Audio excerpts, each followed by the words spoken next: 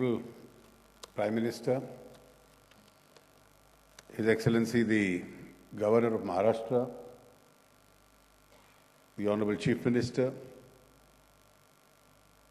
the Governor of the Reserve Bank, Dr. Arun, ladies and gentlemen. It's indeed a privilege to be associated with this landmark occasion in the history of the Reserve Bank. 80 years in the life of an institution like the Reserve Bank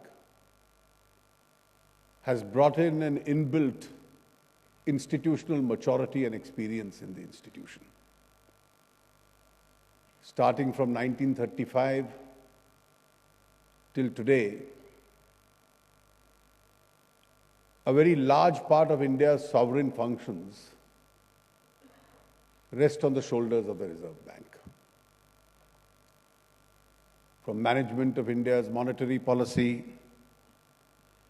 inflation management, management of the rates itself, as a regulator of the banking system, management of the public debt.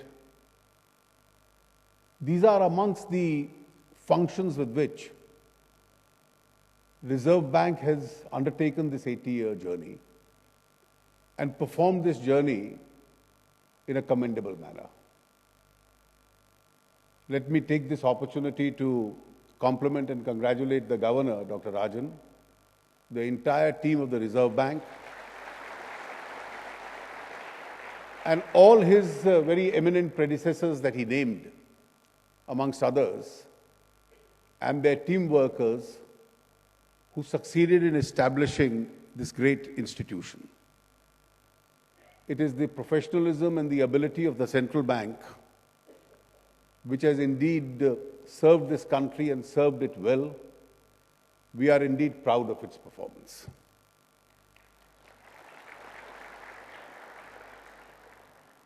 I'm extremely glad that you've taken up financial inclusion as an important theme for today's function at the film that you just showed demonstrated.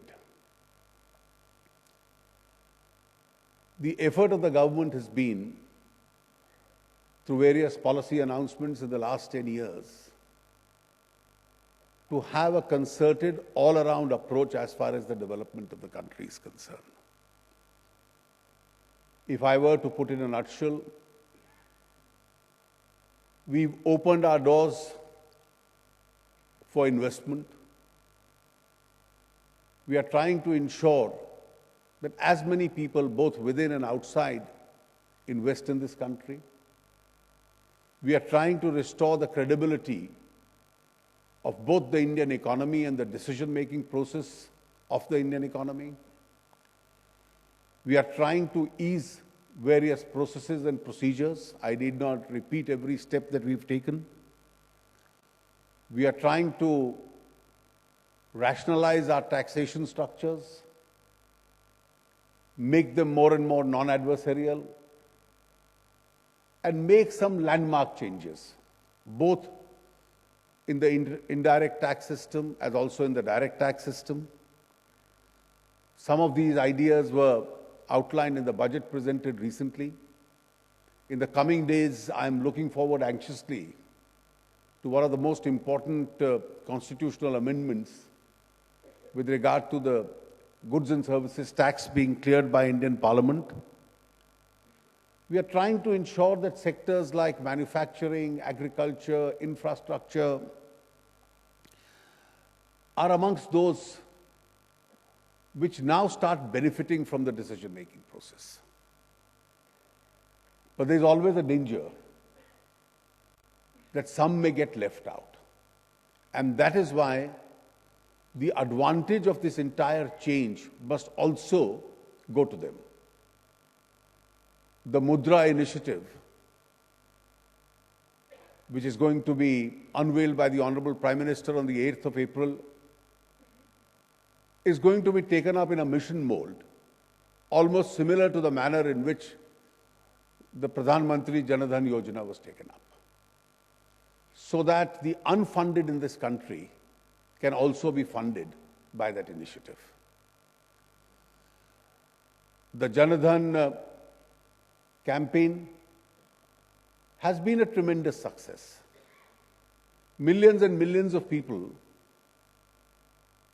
have been joined to the banking system. The entire credit for this almost goes to the various banking institutions of India and its employees. They've literally brought in a significant change where they treated an individual as a unit and therefore approached almost every family in this country. And more than 99% of the families that they approached agreed to be joined to the banking system. Some percentage of them also put in their money into these accounts. The ongoing challenge before the government is, and that's a challenge also for the banking system, that these accounts now become operational.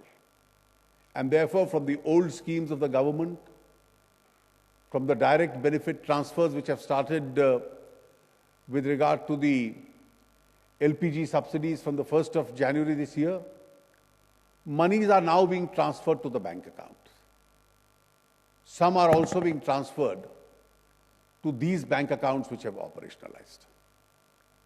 The next phase of the challenge is to provide a certain amount of social security to the holders of these accounts. And therefore, the next initiative in terms of an accident insurance, in terms of a life insurance, in terms of attractive pension schemes, to these underprivileged sections, with the support of public exchequer and the banking system, as also other insurance institutions, has been opened out to these people. Hopefully, we are working on modified healthcare schemes which can also be made available to this section of society. These are amongst the initiatives which we have in mind, and the banking system unquestionably will have a very important role to play in this. The RBI,